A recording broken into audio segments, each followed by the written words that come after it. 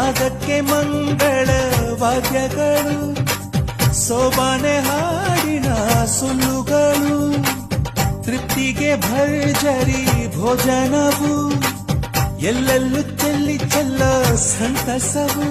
ನೀರಲ್ಲಿ ಎಣ್ಣೆ ಕಾಫಿಲಿ ಉಪ್ಪು ಇಂಗನ್ನು ತಿಂದ ಮಂದ, ಅವರಿವರ ಜಡೆಯ ಗುಟ್ಟಾಗಿ ಕಟ್ಟು ಕೀಟಲೆಯು ಒಂದು ಭಾಗ. ನಾವು ನೋಡೇ ಇರದ ನಮ್ಮ ಬಂಧುಗಳು